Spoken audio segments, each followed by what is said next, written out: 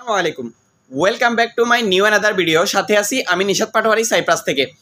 আজকে আমি কথা বলবো যে নর্থ সাইপ্রাস থেকে কোন কোন দেশে যাওয়া যায় এবং যাওয়ার জন্য আপনাকে কি কি শর্ত মানতে হবে সেই সম্পর্কে বিস্তারিত আলোচনা করব এই ভিডিওতে। যদি ভালো লাগে অবশ্যই লাইক কমেন্ট করে দিবেন। আর যারা এখনও আমাদের আনসিন সাইপ্রাস এই ইউটিউব চ্যানেলটিকে সাবস্ক্রাইব করেন নাই, অবশ্যই চ্যানেলটিকে সাবস্ক্রাইব করে আমাদের পাশে থাকবেন। ধন্যবাদ। প্রথমত আমি আপনাদেরকে বলবো যে ভাই, আপনি যদি নর্থ সাইপ্রাস থেকে বিশ্বের কোনো দেশে যাইতে চান তাহলে আপনাকে কি কি শর্ত মানতে হবে।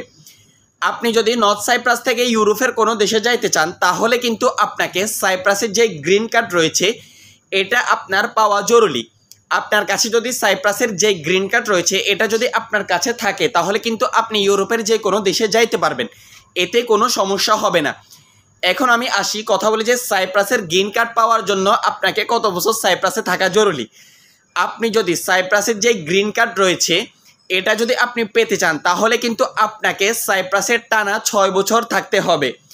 এই ক্ষেত্রে আপনি টানা 6 বছর থাকলে চলবে না। আপনাকে সাইপ্রাসে যদি টানা 6 বছর থাকেন এই 6 বছর আপনি বৈধ থাকতে হবে, অর্থাৎ আপনার ভিসা এবং আপনার যেই সিগটটা রয়েছে এই সিগটটা চালু থাকতে হবে।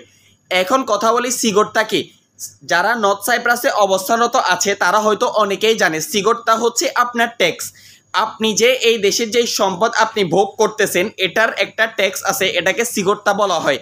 এটা কাজ অনুযায়ী সেই আপনার ট্যাক্সের যেই আপনার রেট বা যেই পেমেন্ট যে অ্যামাউন্টটা আছে এটা চেঞ্জ হয় কাজ অনুযায়ী।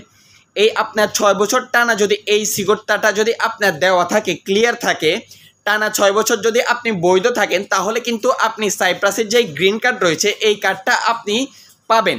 এই কার্ডের জন্য আপনাকে আবেদন করতে হবে, অ্যাপ্লাই করতে হবে বিভিন্ন কাগজপত্রের মাধ্যমে, তখন কিন্তু আপনি এই কার্ডটা পেয়ে থাকবেন।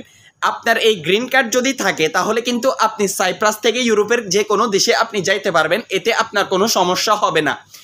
এখন আসেন আমি যদি বলি যে আপনি নর্থ সাইপ্রাস থেকে যদি তুর্কি যাইতে চান ঘোরার জন্য তাহলে এই ক্ষেত্রে আপনাকে কি কি শর্ত মানতে হবে।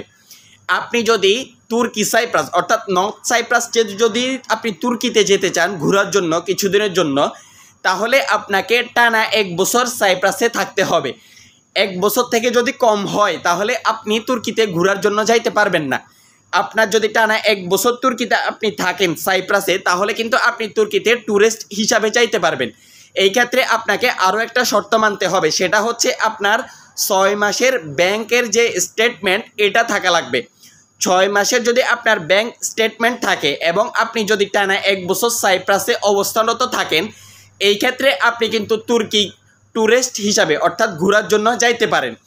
আর যদি আপনার সাইপ্রাসের যে গ্রিন কার্ড রয়েছে এই গ্রিন কার্ড যদি আপনার কাছে থাকে আপনি তাহলে ইউরোপের যে কোনো দেশে যাইতে পারবেন নর্থ সাইপ্রাস থেকে। আজকের ভিডিও এই পর্যন্ত। যদি ভালো লাগে অবশ্যই লাইক কমেন্ট করে দিবেন। আর যারা এখনও আমাদের আনসিন সাইপ্রাস এই ইউটিউব চ্যানেলটিকে সাবস্ক্রাইব করেন নাই অবশ্যই চ্যানেলটিকে সাবস্ক্রাইব করে আমাদের পাশে থাকবেন। ধন্যবাদ।